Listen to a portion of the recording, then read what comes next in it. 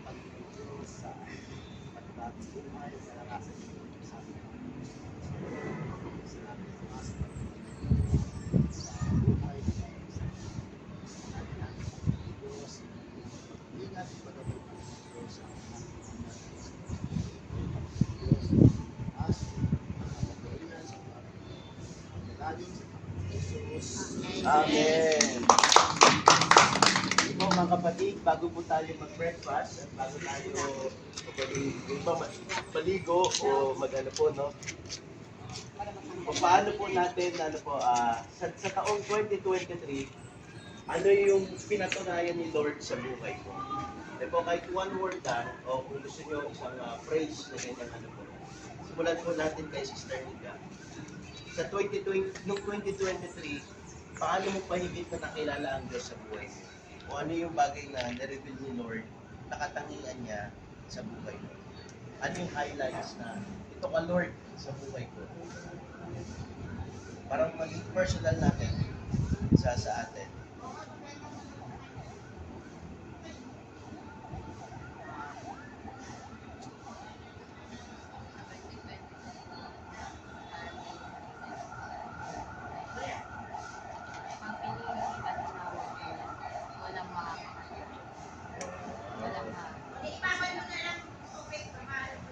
So sabi ni Sister Nika, kapag pinili at tinawag ka niya, walang makakaadlang sa magandang plano ni Lord.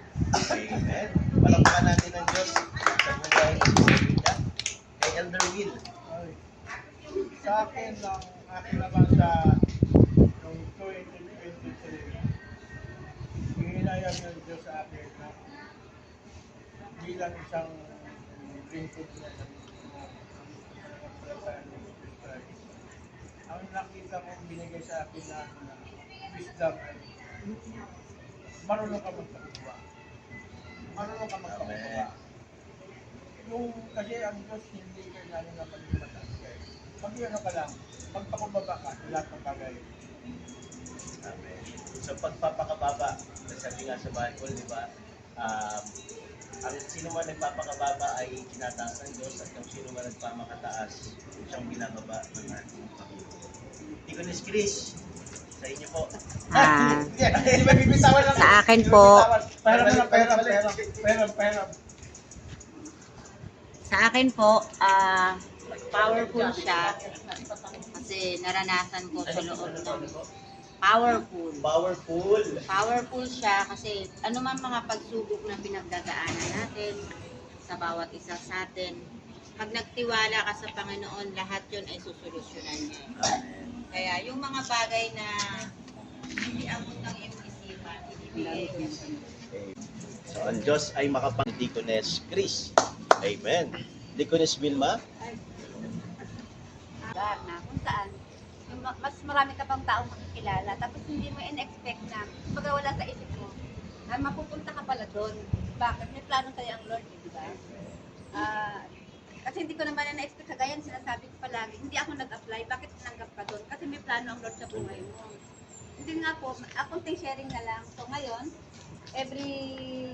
kasi day doon, kasi diba pag Katoliko, wala sila doon eh, kasi agad, sabi ko, itong babae, sabi ko, bago kayo kumain, pag-pray natin yung may kaarawan. Kaya ngayon, tuwing may ganun, ako tatawagan nila para mag-pray. Sabi ko, parang ito, dinala ka ng Lord sa'yo, sa pamamagitan mo, may makakapanalangin ka doon. Kasi sila, tuwing kakain na lang, ay, mag-pray ka muna Ate B. O, diba parang, dinala ka doon para sa pamamagitan mo, diba? Kaya napakabuti ng Diyos talaga dahil yung mga bagay na hindi mo in-expect, nangyayari. Diba? Pray na kami. Palakpakan natin ng Diyos. Sa buhay natin, ang Diyos ay kumikilos unexpectedly. Lagi natin inaasahan na ilalagay tayo sa isang lugar na alam natin higit yung layunin ni Lord ang magaganap. Si Ate Jo. Sa akin naman po, trust the process. Yung sa akin, kasi yung mga plano ko na hindi man natupad, ibig sabihin malamig, ibang plano na sabi nga, yung titignan mo sa sarili mo, point of view mo na parang failure yun, parang, pero hindi pala, kasama pala siya sa plano mo. Nadadalik ka pala. Meron pala siyang hinahangla sa'yo. So, kung ano yung po na, hindi mo ako nakabot sa graduation. Last year yung pala, binigyan niya ako ng word. Wow. Yung iba ko din mga classmate hindi pa nagtatrabaho. So, ayun po pala plano ng Lord. Wait ka lang kasi hinahanda ko pa. So, ayun po. But, ang ganda po no, ng ano ni ate nyo, na revelation ng Lord sa buhay niya, yung trust the process. Kasi bilang ano, di ba, nag-aaral, parang yun yung momentum na ano eh, yung marireceive mo yung toga, may ganung ano, pero parang, anak, may inihanda pa ako sa'yo. Pero, totoo nga naman, marami nagsitapos na yung ibang kabatch niya wala pang trabaho, pero sa kanya, nauna yung opportunity na trabaho, di ba po, na ganung ano. Pero, alam natin na sure na nandoon na siya sa ano, pero di natin alam, baka sa graduation, may iba pang ano, bibigay si Lord na ano, di ba? Na di mo inaasahan. Kaya maganda yung gano'n ano po, no? Pagkatiwalaan natin yung proseso ni Lord. Minsan, nakala natin, dahil hindi base sa expectation natin eh. Pero, panghawakan natin yung gusto yung mas yung magandang layunin ni Lord sa buhay natin. Amen? Si Nanay Lau? Ako naman, ito po yung maraming taon. Sa dami ng pasal-pasal ko, ilang beses na ako nagtangka na umalis. Pero, Hindi pa rin ako.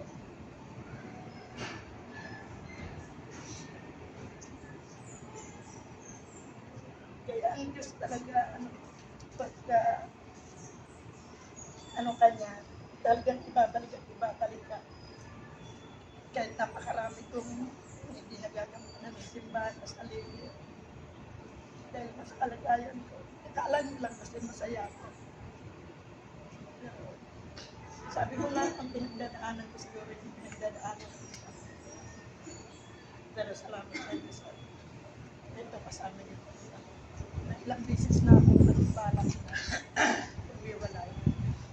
Pero nakarating talaga na ibinabalik ako. At ayun na, hindi ka rin naman kasi komportable na umalis ka. Talagang ibabalik at ibabalik ka. Kaya salamat ako sa Diyos na kahit sa dami ng nangyayari, halos hindi ko na kinakaya. Pero nakikita pa rin talaga na lumalaban talaga ako. At hindi pwede talaga na mananatili ako sa bahay kasi kailangan natin. Kasi kung yan na nakasama mo, nakakaranas ka rin ganun. Lalo na siguro kung wala.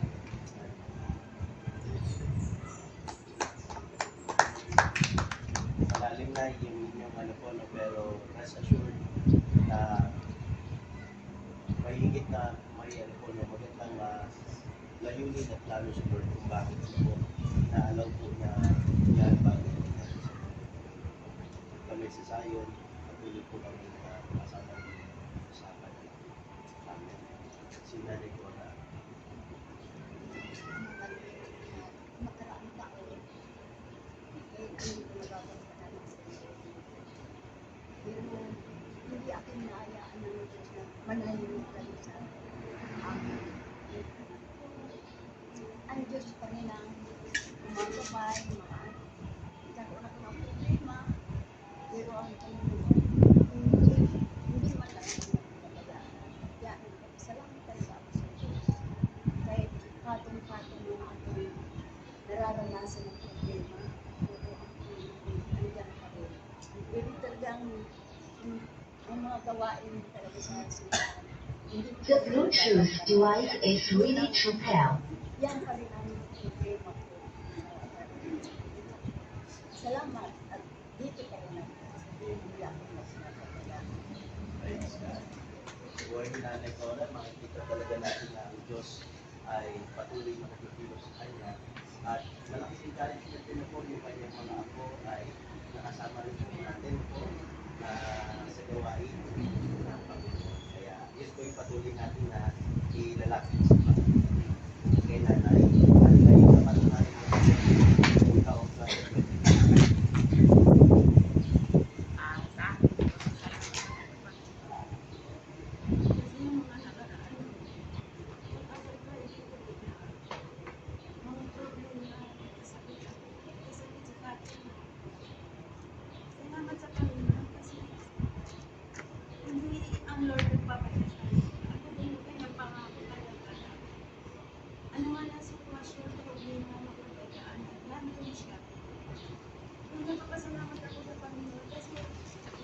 tulad ng pagtitinda ko, ano siya, bagamat mahirap dahil may mga huli. Nagpapasalamat ako sa Panginoon kasi kumbaga, yun yung kahit nakakainis. Pero natuwa ako kasi yung pagpasok ko sa buhay ko, hindi pala nag-isa na yung aking paghihirap sa kalsada.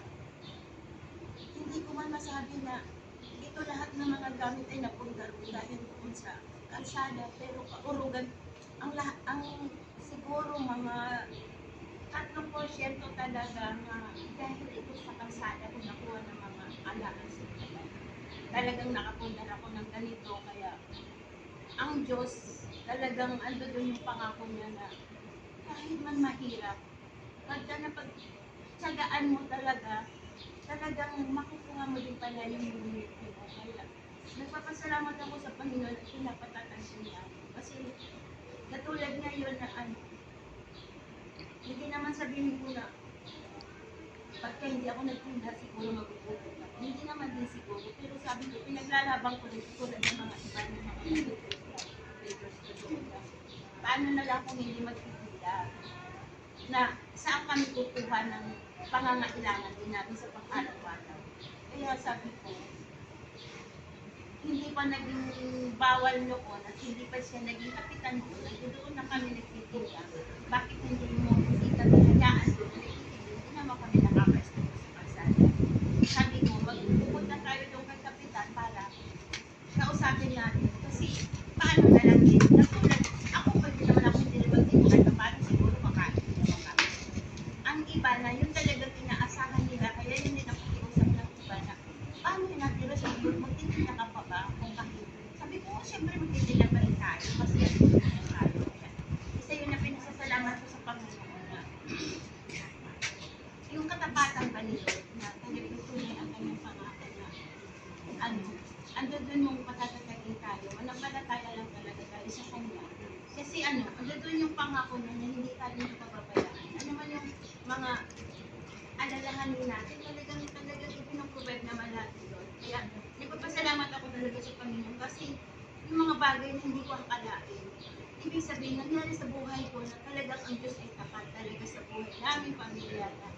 Ano talaga siya, ano doon talaga yung kanyang pangako na talagang hindi ko talaga iniwanan hanggang ngayon, talagang pinanghawakan ko. Ano man na problema na dumarating sa buhay namin, hindi talagang iwasan yung problema sa loob ng bahay. Kaya napapasalamat ako sa Panginoon kasi ito yung pinatatag niya ako at naging kalakasan ko na yung mga problema sa buhay natin. Hindi katulad noon na pag may problema, yun na, problema, sabog dito, sabog doon, warak dito, warak dyan. Yung mga parang nakontrol ko na ang buhay ko na, ay, ganun pala. Kailangan pala talaga. Kailangan mo talaga, ikaw na mismo mag-adjust kasi ikaw nang nakakakilala. Kasi laging ibinabato sa akin ni Noe. Ganyan ka ba? Christian ka? Nagsisimba ka? Ganyan-ganyan bunga mo? Ganyan-ganyan ka? Eh, di ba? Ano doon, nakakahiya din gusto sa sarili ko. Kaya ako na lang mismo, nagtitinsin na lang din ako sa sarili ko. Kahit masakit. Pero sabi ko na, talaga ito yung ito yung kahit ko sa buhay ko na siya na ang bahala magpapatatag talaga sa akin. Kaya salamat sa Panginoon. Ang gusto ko kasi noon na hindi ko na kaya umalis, lumayas na lang ako noon kasi sabi ko kaya ko naman din ang sarili ko pero hindi rin pala. Masakit din pala sa isas ko na kung iiwanan ko sila paano yung mga anak ko, hahanapin ako. Sasabihin nila, may anak na ganito niya, may anak na ganito, bakit gano'n? Pero salamat sa Panginoon, talaga si Lord pa rin yung nagbigkis sa buhay namin na hindi kami maging watak-watak, hindi kami maging broken family kasi may plano din talaga ang Diyos na pagbaklo rin kami ng buong pamilya katulad na rin si Ryan nung nakaraan linggo.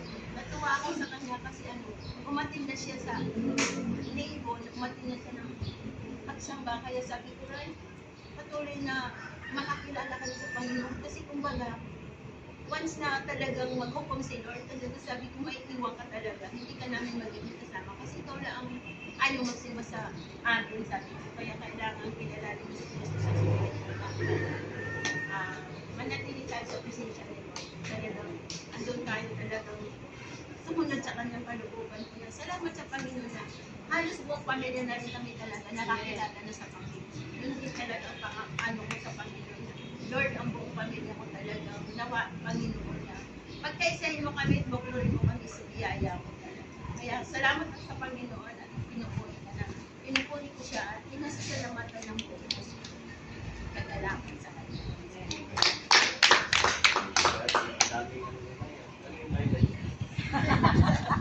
Ano, napakabuti talaga ni Lord sa buhay ko.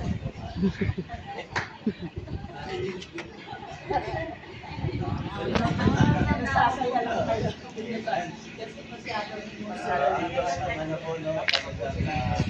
Answer prayer yun, answer prayer.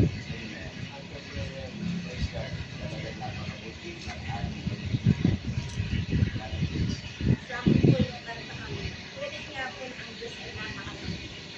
Sa buhay natin lahat, sa buhay ng may kalabot, sa kabila ng mga lalo na sa buhay ng asawa ko, salamat ako kasi kami na natin sa kanya mga kaya na kami na tayo. Yan o, lagi sa kanya ng loob.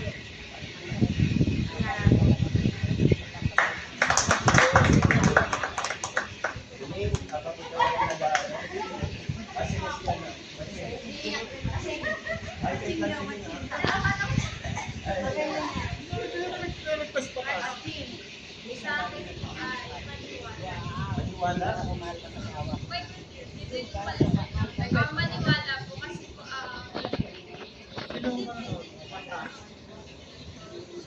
alam ko dahil hindi po namin alam yung mga darating na may mga panahon po na nararamit tayo pero may yung paglalamig po natin ay doon po pinaparamdam ng kami sa kanila.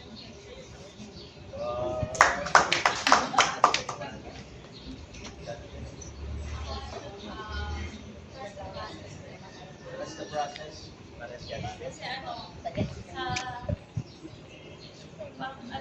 ilang years ako nag-wait pero Malaki-laki yan, malaki-laki yan. ako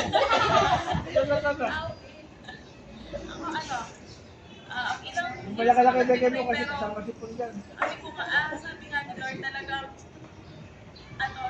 willing to wait sa mga process niya. Ako yung tao talagang gusto ko pero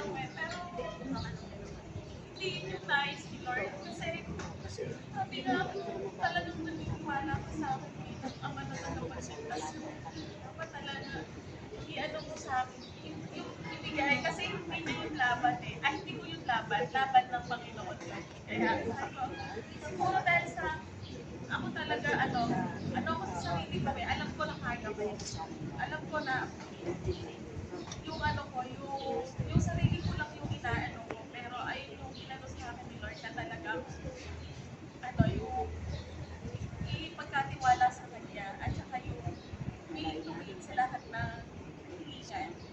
Talaga rin pinakita ni Lord na anak manangan ka sa akin kahit sa sarili ka Kanya na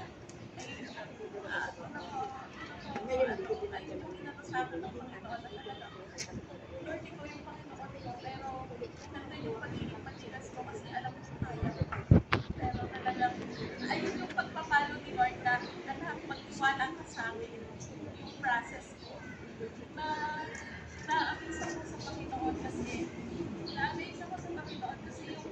yung process na yung fear ko lagi na eto lang naman yung mga tapos alam kong kaya ko pero wala akong magawa para sa sarili ko. Alam ko yung parang pag-antay ka, anak ako po, anak pagkatiwala mo sa akin, ito yung lagi ito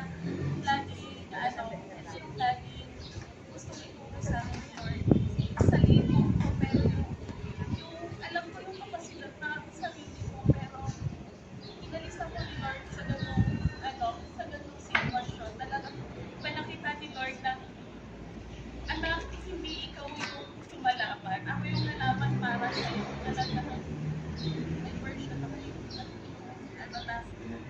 akong palusan dahil natuto ako ng wala. Natuto ako ng wala at natuto din ako ng meron. Yun yung parang naging ano sa akin. Kaya sabi ko, thanks Lord, kasi yung fear ko at saka yung willing to wait, yung lahat ng yun, kinasas ni Lord talaga. Kaya yung pasasalamat, diba ako, kapag meron, masarap sa pakiramdam ko nga, Lord, parang hindi na ako marunong kontento kasi may ko sa sarili ko kahit na